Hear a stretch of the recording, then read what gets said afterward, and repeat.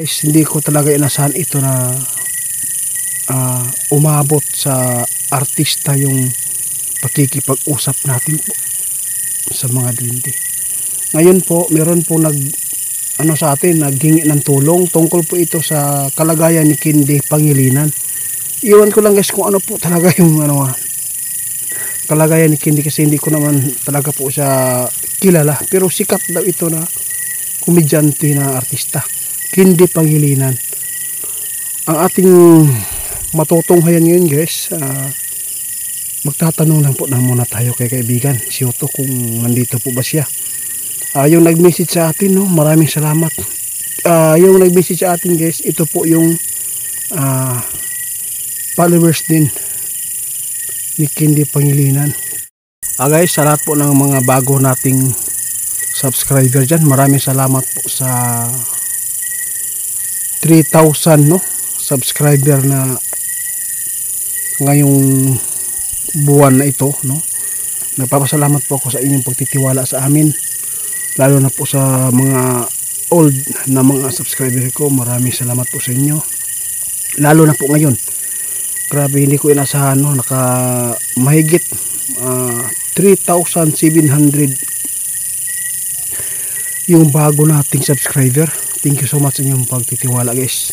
Ngayon po, meron po tayong pakay po dito kay kaibigan ninyo. Grabe guys, hindi ko talaga inasahan ito na umabot sa artista yung pakikipag-usap natin po sa mga duwende.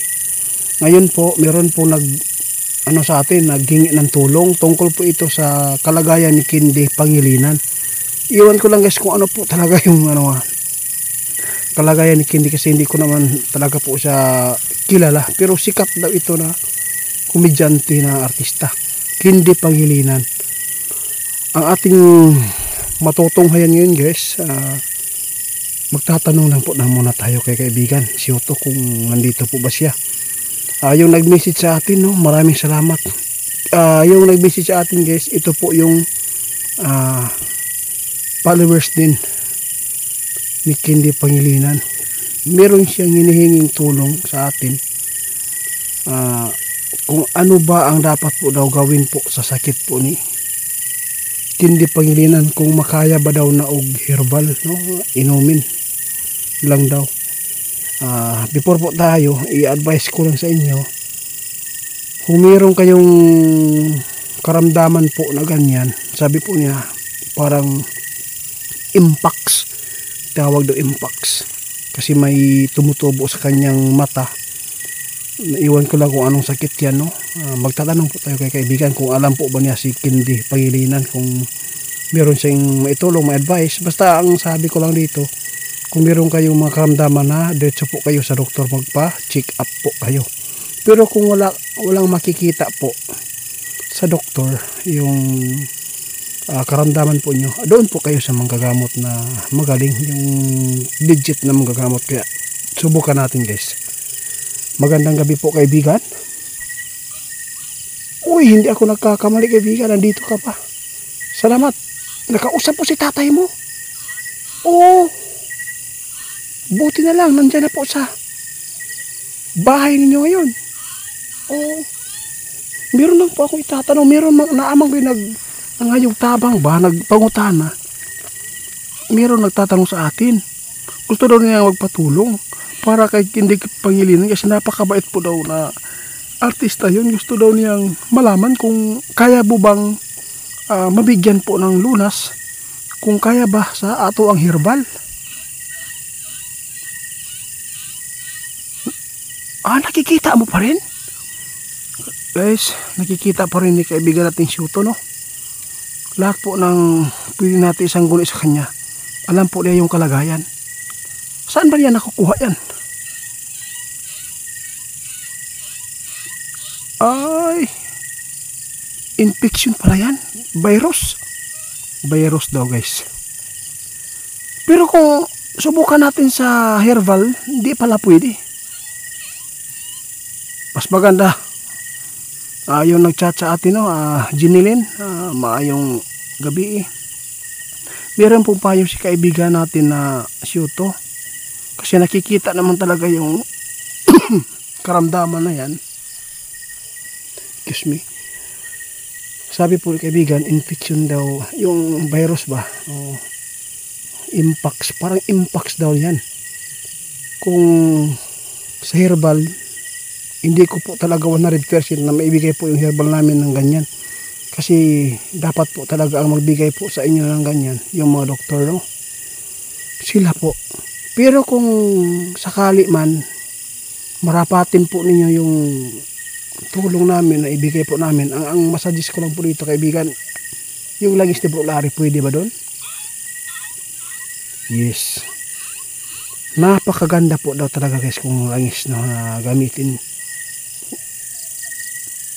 Kala ko ano na yan, no? Paabo pala. Paabo pala guys, o naglakad. Ay, akala ko kalaban.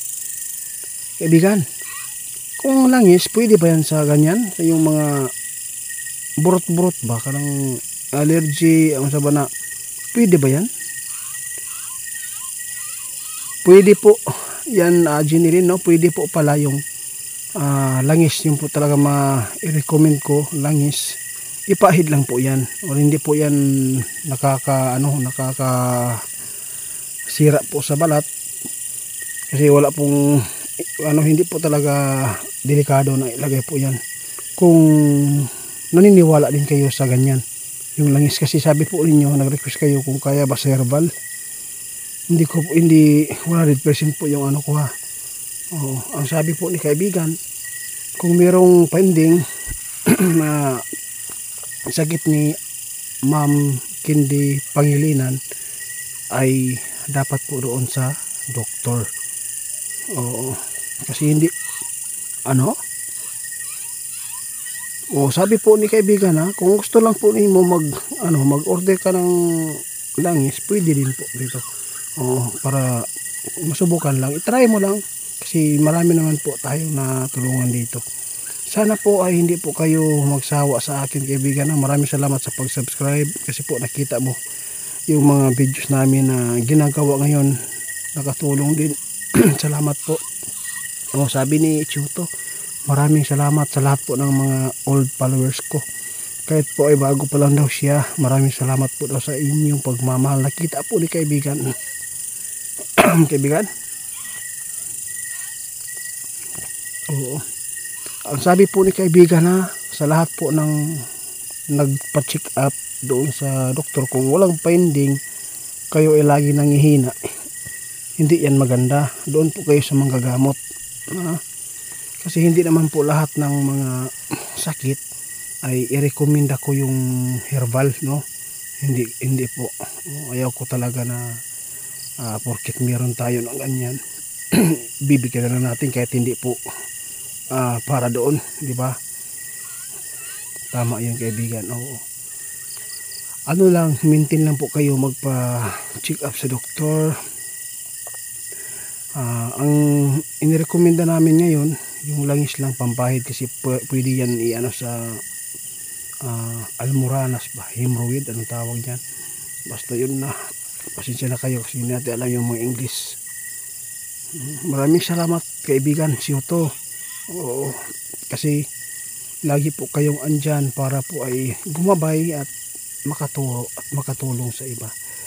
Nagpapasalamat ako dahil po ay hanggang ngayon hindi po kayo nagsawa sa akin, no? Kahit po ay bago ka pa lang, no? Ikaw po talaga yung pinaka-idol ko ngayon din, dahil po ikaw ang lagi po nandito. Kasi naintindihan ko po sila Pitsay, no? Hindi po kayo salamat, hanggang dito na lang muna ha.